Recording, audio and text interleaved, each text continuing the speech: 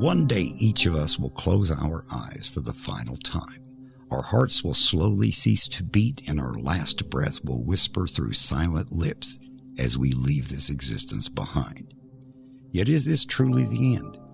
Do we simply cease to be as the last spark races from our brains along cooling neurons to its final destination in oblivion? Or does the part of us that is uniquely our own continue beyond the grave? Is there existence beyond the temporal? And if so, what mysteries might that existence hold? There are those who would have us believe that our lives end with our final tomorrow, that the physical world is both our beginning and ultimate end.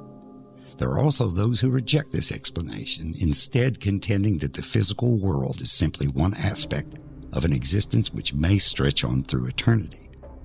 For now, we are left to wonder if the strange apparitions are a product of our feverish minds, or if ghosts do haunt the fringes of the material world. The ultimate truth may lie somewhere between, unknown to us until we each pass beyond that veil. And between our searching eyes and that veil lies a path that leads us to the shadows of legend. Hello, this is Charles Romans. I'm your host for Shadows of Legend. Today we are speaking with Steve Gartin. He is the founder and lead investigator of the Greenup County Paranormal Society. How are you doing today, Steve? I'm doing good. How you doing? I'm doing pretty good so far. So you've got a lot of experience researching the paranormal. So when exactly did you develop an interest in the paranormal? I'd say probably, to be honest, around 6 years old. I grew up in a house that it had everything. And, I grew up Baptist, and the way that we believed is once you died, you go to heaven or hell, you're with the Lord. And I'm like, well, what's going on? What am I experiencing? So as I got older, I just kind of, sought it out with some friends and my sister, and opened this team in 2009, and we've been going hard ever since. Mm-hmm. Now, or do all of you have a similar religious background? No, we've got some that are Wiccan. Where there's two pastors in the group, and then some that are they're there, I guess. They don't really have a set belief, but they respect that I do. And, I respect them. I mean, it's their choice. It's their life. Well, the reason I asked the question was to clarify if you're going at paranormal research from the same belief pattern. Pretty much. We work very well together, and the things that she's a psychic medium. So even when she's not there, man, she's watching our live, and she can tell us what we're up against. Like, I don't know, something about an appearance of something. And before she even hopped on, little did she know, we already got that. So it kind of helps. She can remotely be there, and it's just awesome because it works very well. But we all have she prays with us. We believe that there's a higher power, and, he's there to help us. So when you take a case, how do you determine if there's paranormal activity or not from the beginning? I mean, after you've done the research, obviously you can tell, but what indicates to you that there needs to be some in-depth research done? Well, when I first started, I was the kind of, I guess, case manager. I would call and interview like one coworker, a couple coworkers you work with. I was the one that called them. Now we have a case manager that I don't have to worry about that, but we have a questionnaire that we go online. We ask certain questions like, do you hear voices, taps, see shadows? Are you being touched? That kind of helps us narrate what we have to face. Apparently, of course, if somebody's being hurt, then that sets us more of a malevolent, not necessarily demonic, just a malevolent entity. And then I could sit there and be ready for, I guess, combating that. But I've learned over the years, a lot of the things that the clients claim, we don't even come up against, which don't mean it don't happen. We're only there a couple hours. Right. So how do you go about investigating paranormal activity? What's the process here? Give us a little bit of an inside track here. Well, I think first and foremost, the most important, you have to have the passion. My daughter, she's kind of in the group, but she looked at me one day and said, Dad, I just don't want to go out and investigate. I just don't have the passion. You've got to have that drive to even set out. I mean, there's countless hours of doll stuff that people don't even see. And after that, you've got to have the knowledge of determining, is this an intelligent, a residual? Residual is just like a tape recorder. It is energy that just plays back, has no clue you even exist. And you have to have that knowledge to be able to determine that. Because, I mean, if you're going in and you're telling the client this thing's out here to hurt you, you're going to give them a panic attack when it's uncalled for. Well, I can see where that would be counterintuitive. Yeah. I've actually had teams that's done that, and then we were called up to kind of help the client out after them, and it's annoying. They don't have the research done, and they're just going out for the thrill, I guess. Well, obviously, you can tell from movies and things like that, people react to horrible activity, we'll say, thundering knocks on the wall and ghostly voices and things like that. But what, in your experience, is the typical haunting, if there is such a thing? And does Hollywood get it wrong? Oh, that's a good question. I've actually never thought of that. I would say probably the most activity we hear hear of is shadow figures. Hollywood's definitely got it wrong. They paint everything as a demon and everything's going to claw your eyeballs out.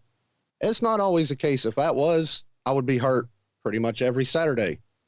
But I mean, it's the hardest thing to determine because shadow figures can be so many things. And I've got 30 plus years in this field, and I'm telling you, nobody really knows what they are. Johnny Zaffis, he was Haunted Collector on TV.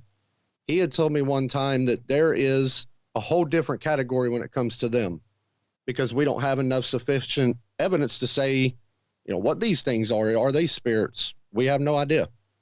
Well, correct me if I'm wrong, but there's no direct communication with shadow figures. They don't talk to you. They just appear.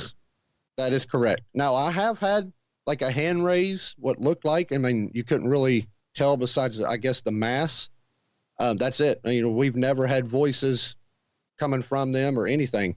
So what do you think? What's your insight on this? What would you describe a shadow figure as? I would say myself personally, well, before I go into there's a theory called the fringe theory. It's a belief of a parallel universe, in a different world, so to speak. You and me are two different types of people. I may be a preacher here, but there I may be a criminal. It's a weird theory, but they believe that when the veil gets thin, that's when we see these shadow figures. Now, I do believe that's a possibility, but my, experience with them, I think it's just a spirit that's not crossed fully over into our realm, if you will. And they can't communicate because they're still in their world, but we kind of see their silhouette, if that makes sense. It does make sense, but would you qualify, you say spirit. Now, are we talking about just an entity or a human spirit? Entity would probably be the best thing. Because, we can't really say that a shadow figure is a human spirit. Again, we don't have enough sufficient evidence to prove anything. So, yeah, entity would be the best one there. And a lot of people, as you said, report seeing shadow figures. Are all shadow figures nefarious or evil, or perhaps they're just a shadow of something else, as you alluded to earlier? What would you think about that? I'd say it probably vary, maybe 70-20, something like that. Or no, that was wrong math. 70-30.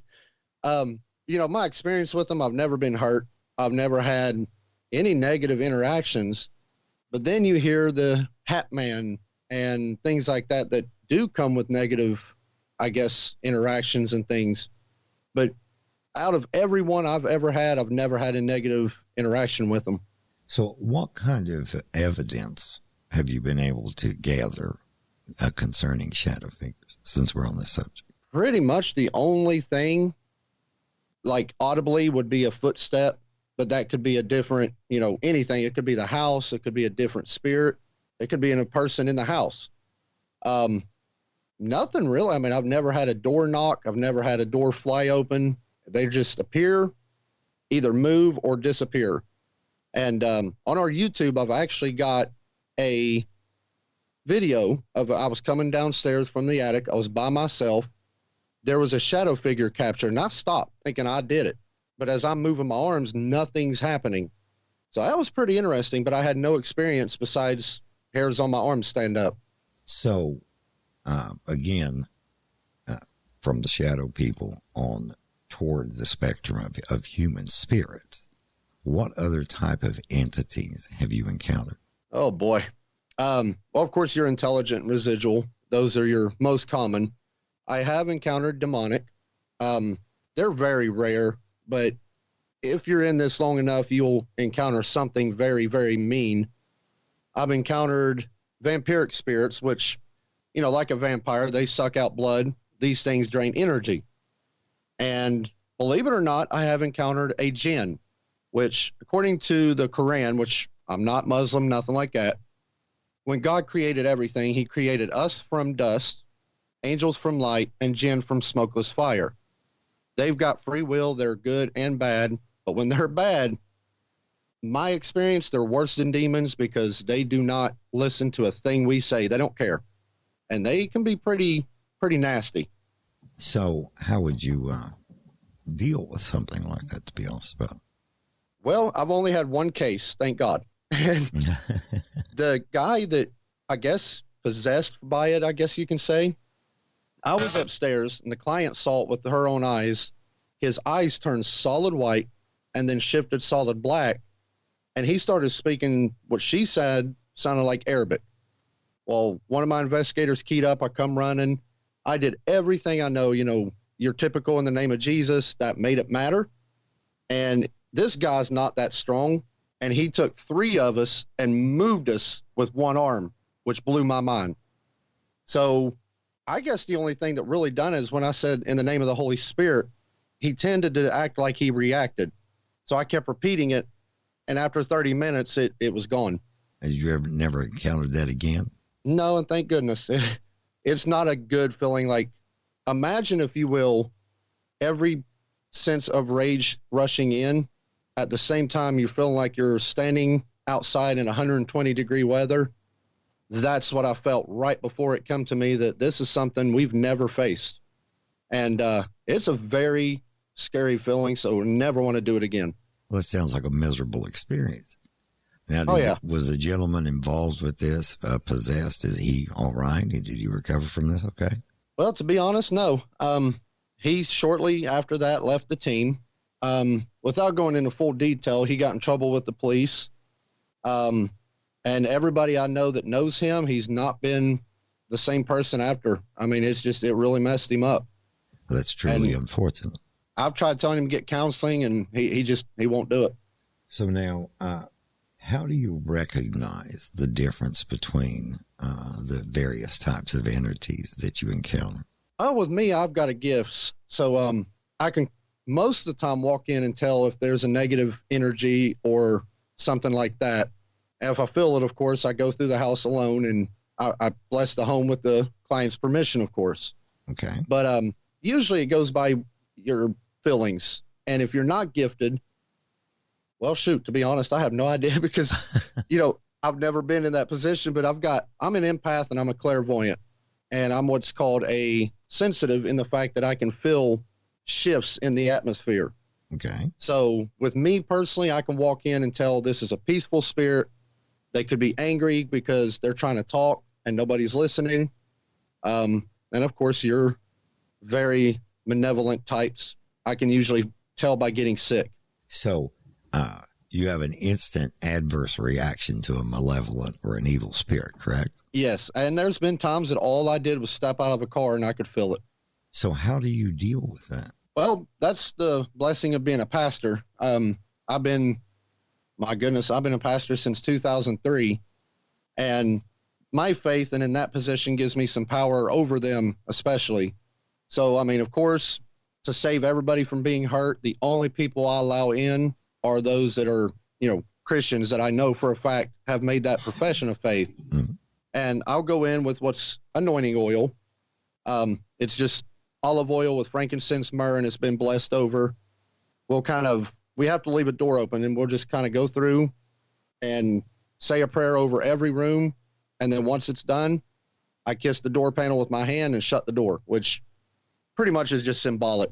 And have you had a lot of success with that type of cleansing? Oh, yeah, 100%. We've had clients call us and, tell us that everything had changed and the atmosphere shifted, and which is a good feeling because that's the biggest reason I'm in this, is to help people. You've talked a lot about being gifted and everything, but you haven't mentioned any of the equipment that people typically associate with ghost hunting, for lack of a better way of putting it.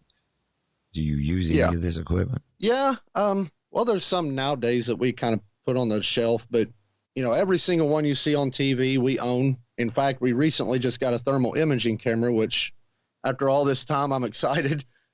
But I'd say the biggest one that we have to hold, I guess, highest to everything is the digital recording.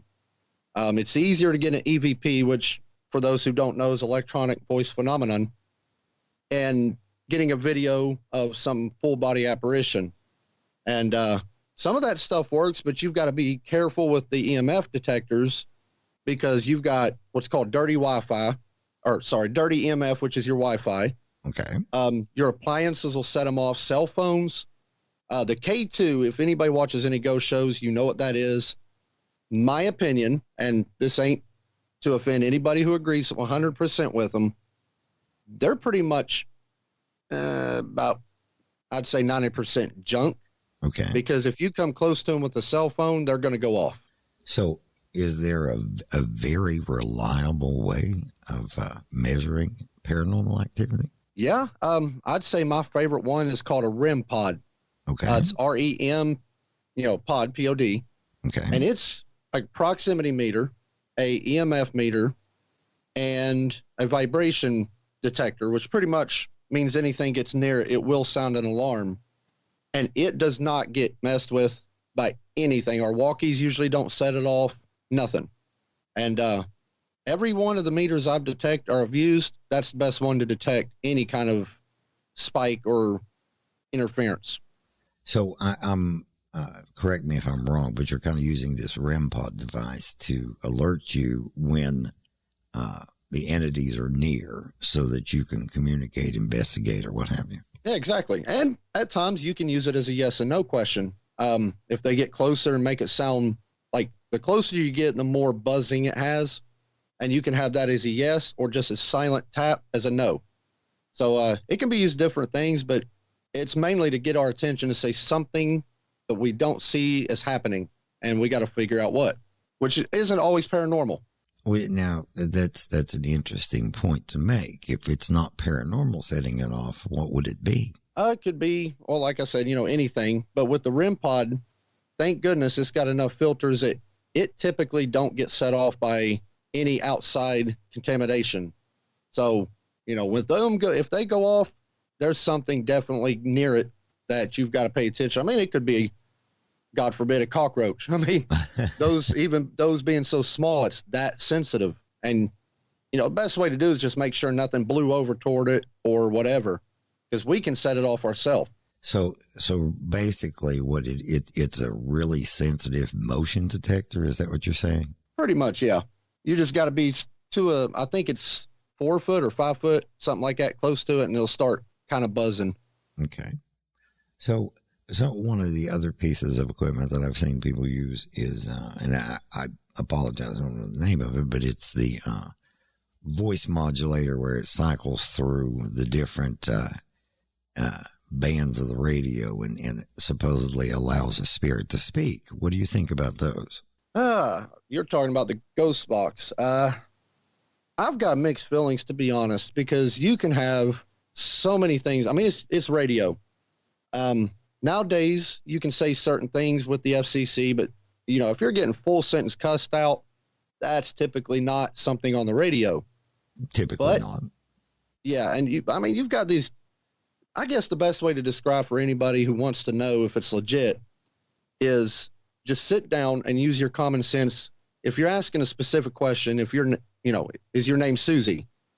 And, what's your name? And it says Susie. Then you can kind of run with it. Don't absolutely believe, okay, this is a ghost. It answered. you've got to have like full sentences is something that is not going to happen if it's just jumbled. Now, the best device out there for something like that is a necrophonic app. And I don't believe in apps whatsoever, but I've had these experiences with it. Pretty much every question we ask is an intelligent answer coming through it. Okay, now when you say app, is it something you use on your cell phone? Yeah, it's $9.99 through the App Store. You just pay one time. Okay. And according to the creators, it does not have words. It's just sound. Okay. And, you know, we saw it kind of, I've got tons of friends who are celebrities and YouTube people, and they started using it on YouTube, and I'm thinking, that can't be real. You know, there's no way. So I downloaded it just to test it. Went to a place that I'm common with. I know the spirits. And I said, just for the sake of me, who are you and who am I? And, you know, typically you're only supposed to ask one question. Yes. Literally, they answered 5 names and then said, duh, Steve, don't ask again. And I'm like, okay. So, yeah, it's kind of interesting. And again, you know, with every piece of evidence or equipment we have, not everything's paranormal. It can just blurt things out. Well, now you mentioned some of the equipment. You said that you have quite a bit of equipment. Now, if somebody was interested in the field or had an area, like or in their home or something like that, that they thought might have paranormal activity, how should they proceed with that? I mean, obviously, it would be counterintuitive to run out and just buy a bunch of equipment you don't understand, wouldn't it? Oh, yeah, definitely. And sadly, it's a waste of money, to be honest. I think, personally, we got all the stuff that we got because we saw it on shows and we thought it was something, you know, that was going to help. And all these other teams that got it, seeing that. Which there's nothing wrong with it, because in this field, it's an experimental thing. You try, you fail. But to start off, the only thing you need is a digital recorder. Our phones even have that. And the reason is, you know, when spirits speak, they speak at a frequency we audibly can't hear most of the time. And it'll imprint so we can understand, okay, this is what they're saying. Let's follow up with that. Get a camera. It don't have to be a 4K camera. It can be a cheapy one. That, I mean, it's rare to catch a video, but it's good to have. And the biggest, most important piece of equipment is your intuition. If your gut tells you something's off, you better believe, get out, something's off. That would seem to be sound advice, because you're tapping into the human subconscious senses, for lack of a better way to put it. Yeah, and you don't know what's in the dark. I mean, we don't see what we're communicating with. And it can be anything. Like, there's so many dangers out there. And that's why it's important. And I always tell everybody, don't go alone. Make sure you have somebody with you. But make sure you find a team that you can train under and learn the trait and learn how to do things and not to do things. When I first started, I was an idiot.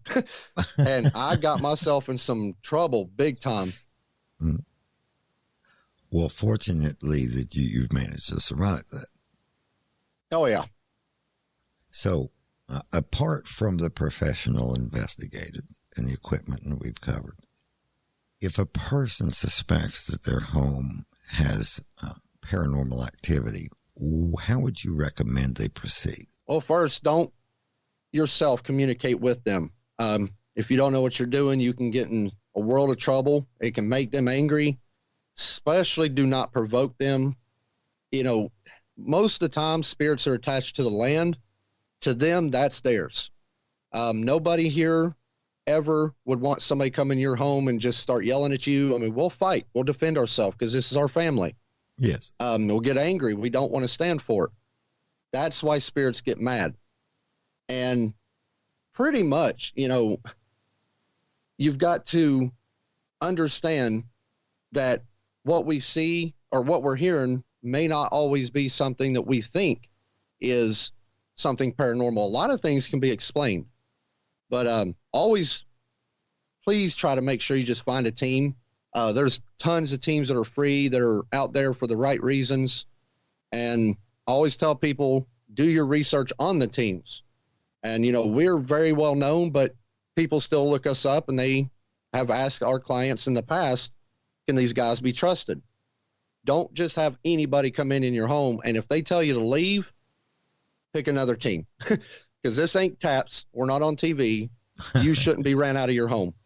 Well, you kind of answered my next question. I was wanting to ask you how you could find a reputable team of people to investigate. Well, Facebook's the best tool, I think. So many people found us on there, and Google, you just type in paranormal teams near me, or message me on Facebook. I don't know if Charles puts up links, but I have thousands of teams in my database. I've helped people in England, California, but you just go on Facebook, type in, I don't know if you live in Greenup County, type in Greenup County Paranormal, and that's it. And you'll find tons of teams that's around your area to pick from. It's a comforting thought that there are people available to help. Now, oh, yeah, there's tons. Do you think that the current, fixation with the paranormal, I don't mean that in a negative term, but paranormal as a whole has become more popular? Do you think that has muddied the waters, or has it made it easier for people to find what they need to find? To be honest, I say both. With everybody watching TV, they think that's the way it goes. And, with no disrespect, I'm friends with Steve Gonzalez from Taps. I mean, no disrespect from this, but that's for entertainment. What you're hearing and seeing is not how it goes in the field. And it can make us look bad if teams are watching TV thinking, I'm a pro now, I can go out there. Don't do it. Get your training. But again, on the other side, it has been more positive because people aren't as afraid. Jason and their team, they were the first to revolutionize the field pretty much, what we have today. And when they first started Taps, everybody laughed at them. And now there's people coming out of the woodwork saying, I am scared. I don't understand. I need help. And we've had so many people contact us because, they saw TV and they thought, well, how do I get somebody? And they just typed it in, and there we were. Excuse me. So what do you think the attraction is for people's interest in the paranormal? What do you think is fascinating about it? I think the unknown. Even though I've got all this experience in this field, I still don't know. If you got an answer to a question, that opens you up for more questions. And I think it's the mystery of the beyond that our minds can't wrap around. To this day, I've had tons of experience, and because of you, I've been able to investigate some of the places I've always wanted to. And, you first done your interview with our team years ago, and that opened up doors. And in all that, when I hear a voice that I know is not my team, or I hear like a door open on my command, that still blows my mind. I'm like, how? I think it's the mystery, the unknown, the spooky, I guess you will. Well, now, what would you say to somebody who was kind of on the fence about whether or not something was paranormal, or even to believe that paranormal activity exists? Oh, that's a good question. I've actually been asked that. My best thing is just open your eyes and pay attention. Keep an open mind. There are things out there we don't understand. This world is huge. This universe is huge. And all you've got to do is you don't have to believe. Just be open to the fact that there may be something that's beyond the normal, which is all the paranormal means, is something beyond normal. And again, a lot of things could be that the house is settling and the frame's off and you step down somewhere and it opens a door. Things like that can be explained, but all the experiences thousands of people throughout decades have always had, they can't just be chalked up as natural. So I always tell people, keep an open mind. If you look and pay attention, you'll believe. And in fact, I want to, if I can, give kind of a short experience with that. Yes. We were doing a theater local to me and Charles. I'm not going to give any names for, legal reasons. I don't want to copyright. But this guy was up on the stage, complete skeptic, did not believe. I'm up in the projector, and if you know anything about this place, there's only one way in, one way out, and there's no side doors. There's no exit. He watched a shadow figure get up and walk up the stairs. My investigator with him keyed up, and I'm come down the stairs. Nobody was there. He immediately turned white and looked at my investigator and said, "I'm done. I believe. Y'all good luck," and walked out. And he even made it clear to me, "I'll never believe no matter what happens." And he walked out a believer. Well, sometimes would you say that that sort of, I guess, preemptive disbelief is simply lack of understanding or sort of whistling in the dark, as it were? Yeah. And us as humans, typically we fear what we don't understand or at least push aside. And if we don't understand it and that fear creeps in, we try to close it off. Of course, we're built to protect ourselves. And I think the lack of understanding, it's the biggest thing, because when you have that experience, you ask yourself, what is going on? Is there actually something to this? So one last question.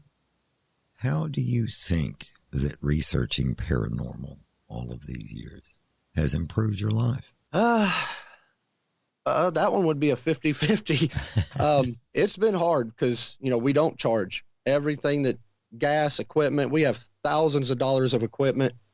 Again, some of them pretty much is paperweight, but everything comes out of our pocket. The time it takes away from our families and in this research and in the analysis, it can be really, really overwhelming. And it's got to the point I've almost stepped out of the field. Okay. And other than that, it's awesome because people locally get to know you and they get to connect and they feel that they can share their life and their experience. As we do meet and greets at festivals and things. And yes, I don't know. I can't count how many people's come up and said, "I just want to talk. I've had experience. I don't understand. Can I talk?" And to hear their story and hear people that's not in that point where they're afraid anymore to share, it's amazing because it kind of makes you feel like, what's the best word? I guess a helper. Okay. Because I love to help people. That's my drive in life. And if I can help somebody feel safe or better, I've accomplished my day. And when you hear their story and you can see them say, "Thank you, I understand," there's just nothing better than that. So besides the time and the money, everything about this field is just amazing. Well, now, along those lines, if someone isn't fortunate enough to catch you at a festival or something along those lines, how does somebody reach you? Oh, man, we got tons of links. We got a phone number that's directly to our case manager. If I can share that, I can go ahead and give it. Oh, please do. Her name is Angie. It's 606-932-9903.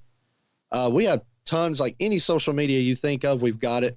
Our biggest one is YouTube and Facebook. Just type in Greenup County Paranormal Society and we'll pop up there. I'd give the links, but they're super long. Well, as long as they know where to start the search. Yeah, and if you go to Google and type in Greenup County Paranormal, we'll pop up every single link under that. But we're listed as a business, so thank goodness Google kind of helps feed that, I guess traffic is the best way. And they've helped us get out there to this day, people still don't know we're out there. They type us in and we pop up. So just type in our name and we're easy to find. Hey, is there any other thing that you would like to share with the listeners? Yeah, there would be. Just be smart and be safe. Use your common sense. This is fun, but don't get in it just for the thrill. Understand there's laws, and this is the biggest thing that gets under my skin. Don't trespass. It's not cool to have a broken leg where your bone's sticking out. It's not fun. There's very huge dangers in this field that we can't see things. So just be smart, do your research. Don't go in thinking that you watched a show and you can do what they do, because they've got tons of experience. And have fun with it. Life is just so short. And at the end of the day, you don't want to regret anything. Just be safe when you do it. Well, Steve, thanks a lot for being with us and sharing some of your experiences and your insight and knowledge. And hopefully soon we'll have you back on for an update. Oh, I appreciate it, and it's been an honor. It's always good talking to you. This is Charles Romans, and on behalf of myself and our guests, thank you for joining us on this walk through the shadows of legend. If you like what you heard, please follow us and visit our website at shadowsoflegend.com and support our Patreon page to help keep the content flowing. And if you would like to be a guest and share your own brush with a stranger paranormal, don't hesitate to email us and include a contact number. The strange and surreal, the normal and the paranormal are all aspects of the world in which we live. As you reflect upon the stories we have shared, keep in mind that the people sharing these stories are actual, real people just like us. Were the stories shared compelling enough to be given credibility, or should they be relegated to the deeper part of the shadows? But when determining this, it might be a good idea to keep an open mind, because when we look around, we might discover that our own world is less brightly lit than we once thought. Until next time, I'll be waiting for you in the shadows of legend.